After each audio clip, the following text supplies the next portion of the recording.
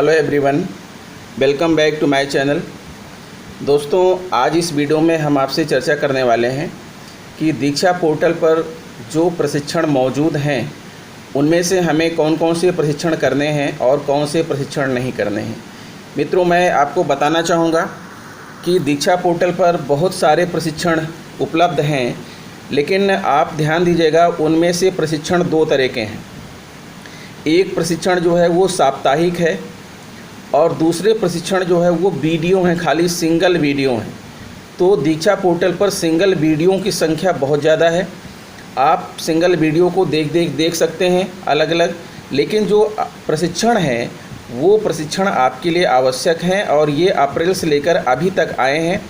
इनका आदेश समय समय पर आता रहा है, लेकिन कभी पहुंच पाया है, कभी नहीं पहुंच पाया है। इसलिए आपको जब भी वक्त मिले आप दीक्षा पोर्टल पर मौजूद ऐसे प्रशिक्षण जिसके सामने उत्तर प्रदेश लिखा है और नीचे सहज लिखा हुआ है, ऐसे प्रशिक्षण आपको करने हैं।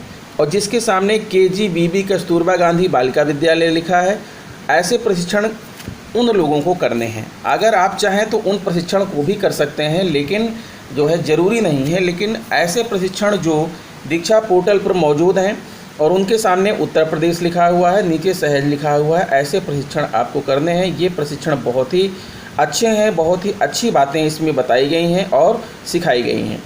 तो आज मैं आपके सामने एक ऐसे ही प्रशिक्षण लेकर के आया हूँ जिसका नाम है भिन्नात्मक शिक्षण उत्तर प्रदेश।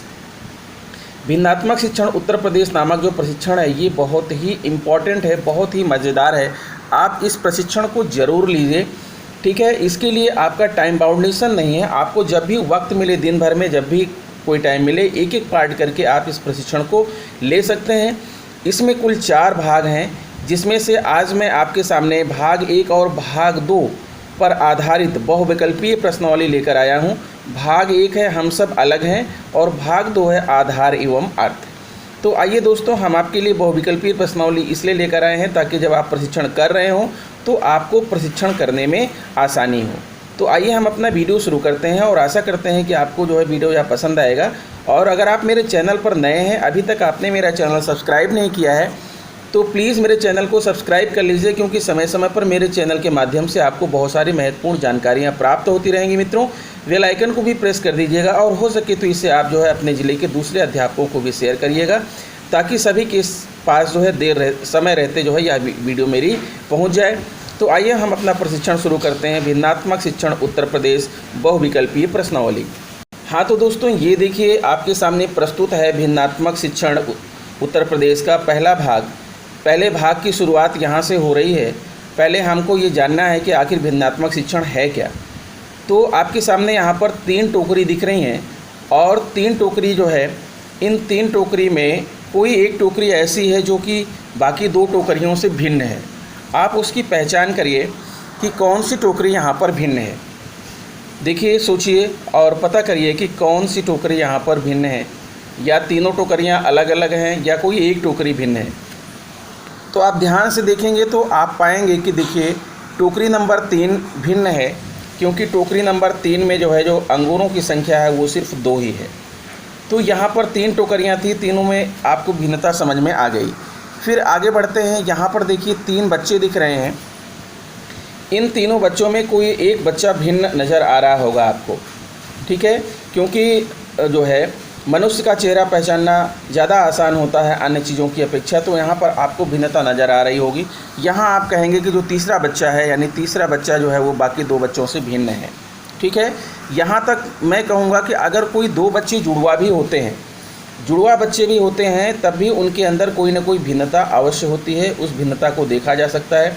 उनकी समझ अलग अलग होती है, उनकी सोच अलग अलग होती है, ठीक है। आप एक ही घर में भाई बहन हैं तो उनकी भी सोच और समझ सबकी अलग अलग होती है।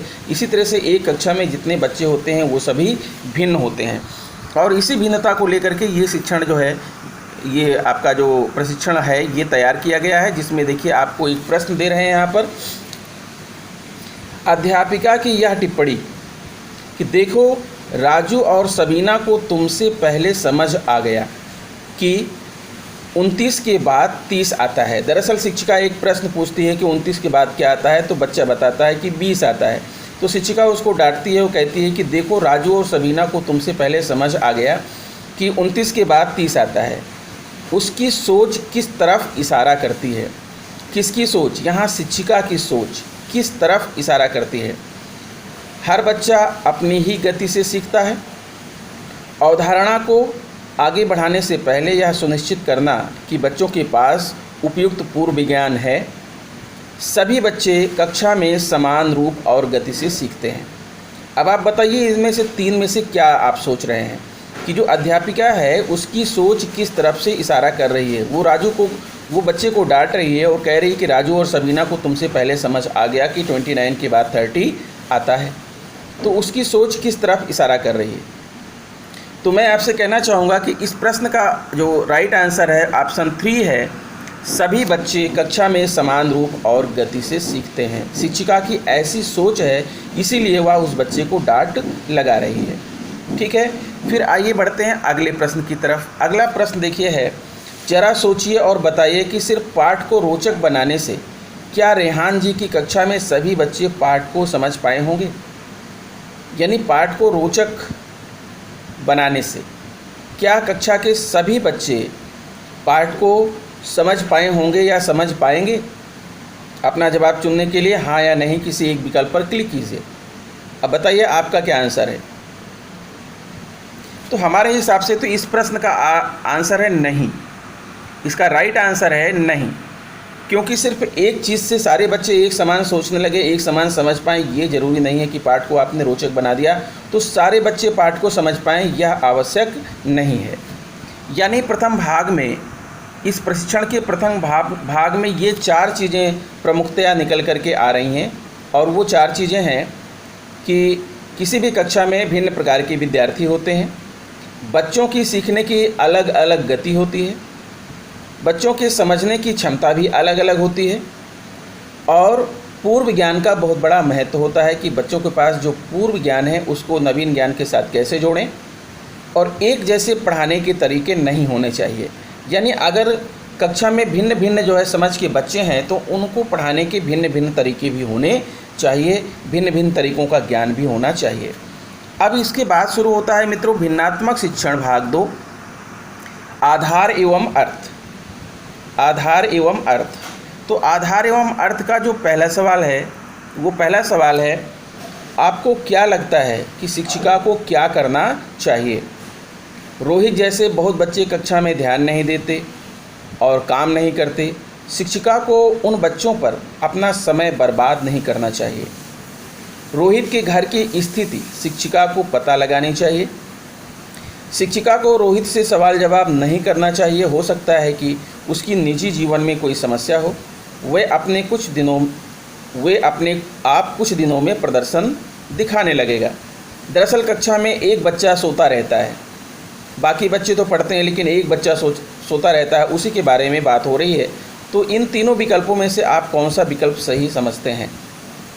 मेरे हिसाब से तो विकल्प नंबर 2 सही है कि रोहित के घर की स्थिति शिक्षिका को पता लगानी चाहिए कि ऐसे क्या कारण है कि हो सकता है कि बच्चा अपने घर में ठीक से सो ना पा रहा हो, उसी घर की परिस्थितियाँ कुछ अलग हों।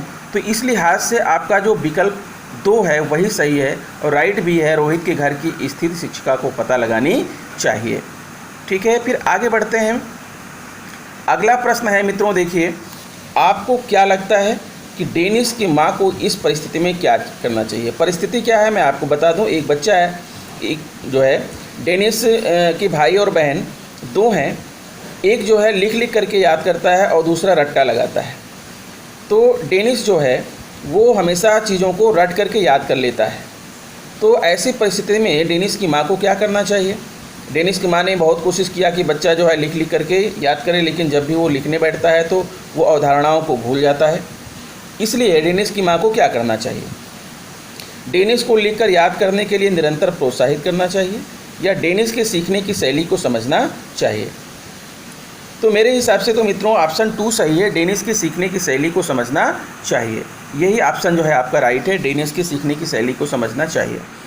तो इस जो है प्रशिक्षण के भाग 2 में आप एक बहुत ही आवश्यक चीज़ जानेंगे मित्रों कि किस इंटेलिजेंस यानी कि जो बौद्धिक क्षमता है, बुद्धिमत्ता है, वो 8 प्रकार की होती है।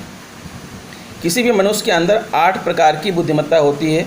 Linguistic, mathematical, visual, spatial, kinesthetic, naturalistic, intrapersonal, interpersonal and musical.